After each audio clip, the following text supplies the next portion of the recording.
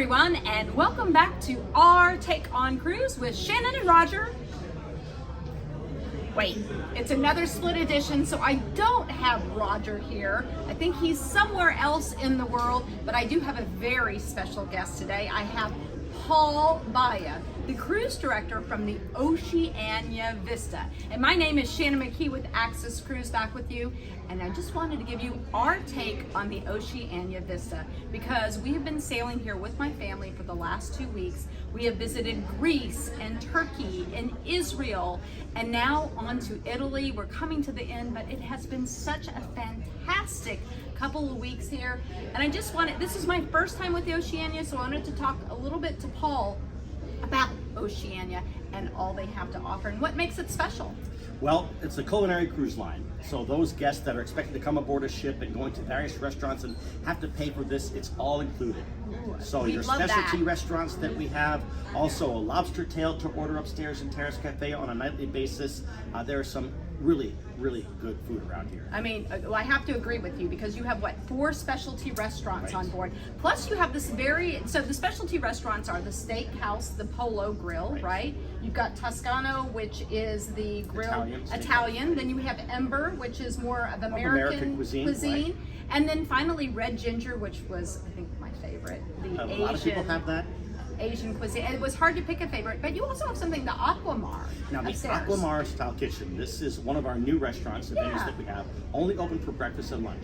But this day and age, a lot of people focus on healthy cuisine, and this is one of those restaurants that embraces that. And you don't really kind of figure that out on a ship.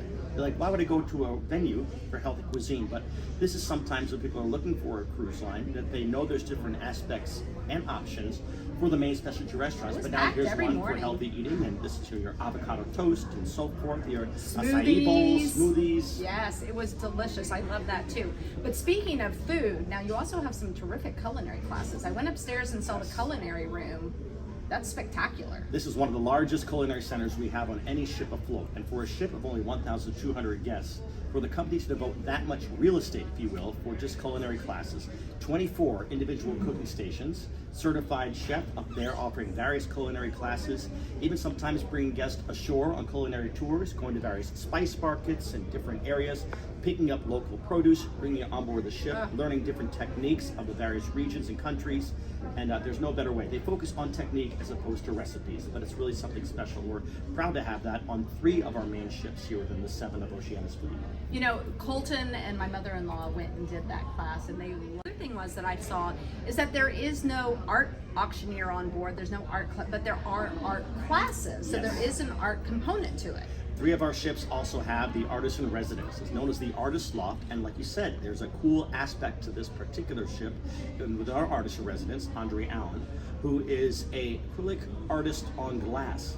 And he offers complimentary classes for those guests that sign up. It is also limited space, similar to the Culinary Center, 24 spots also within our Artist Loft, just right across the hall from the Culinary Center.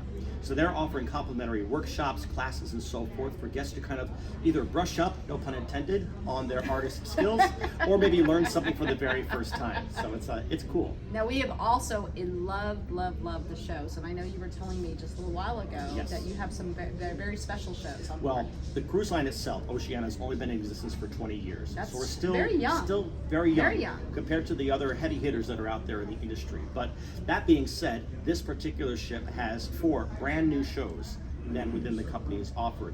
And one in particular, one of my favorites, it's called Into the Night, featuring our cast of production singers and dancers. And this is choreographed by Britt Stewart, who also choreographed Dancing with the Stars.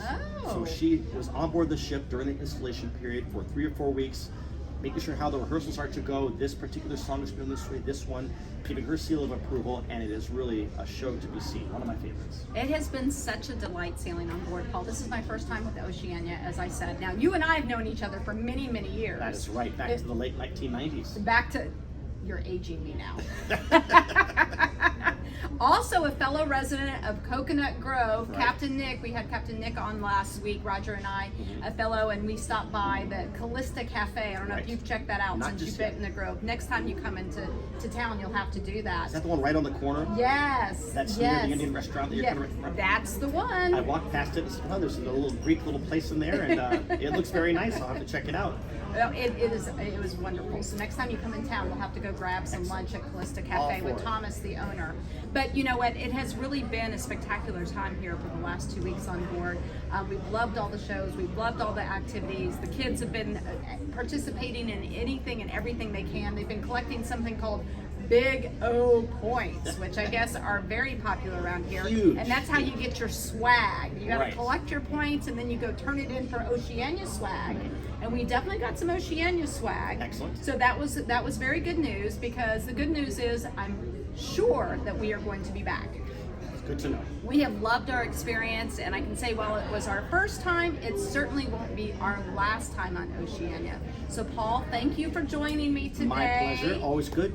Yes, and I'm sure that we will see each other again very Back in soon. the 305, you have very a soon. back in the 305. You got a summer around all over Europe, so enjoy your time. I certainly will. I'm going to turn things over to Roger, because I'm not sure where in the world Roger is. Thanks for joining us. Bye. Thanks, Shannon. Sounds like you're having an incredible trip. I am actually in New York at the Manhattan Cruise Terminal. So you probably see behind me is the newest of the Carnival fleet, Carnival Venezia, and I am in Midtown Manhattan.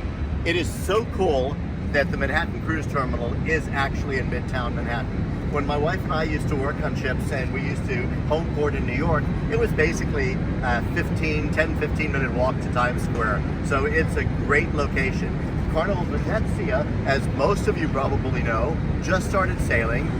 It was the Costa Venezia. You probably can get a peek at the funnel up there. Still has a Costa funnel, but this is the Carnival Venezia. It's the first of the two ships that will be the new brand of Costa by Carnival, and it's Carnival Fun Italian style, something like that. So basically it's Carnival Fun, but the decor of the ship is Italian, Costa, and obviously Venezia.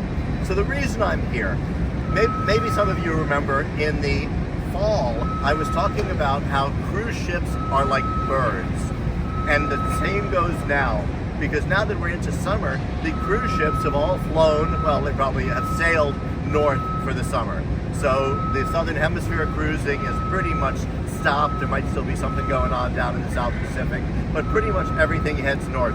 Even the Caribbean ships head north.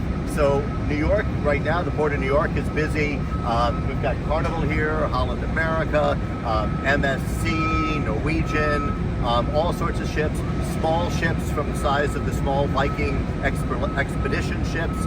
And then across the way in Bayonne, New Jersey, is where Royal Caribbean and the Celebrity ships dock. So you've got ships from the small expedition to the Oasis class sailing out of here. Boston, of course, has Norwegian this summer. There's lots of ships up north.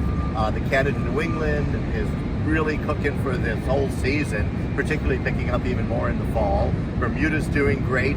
And then, of course, on the West Coast, Alaska is the busiest it's ever been. And, of course, in Europe. So I'm kind of like a cruise ship and a bird. I've kind of come north for just a short visit this summer, just to kind of check out the cruise industry here. So everything is great. Sorry about all the beeping, but we are in Midtown Manhattan having a great time. So Shannon, catch up with you soon. Everybody else, see you soon. Bye.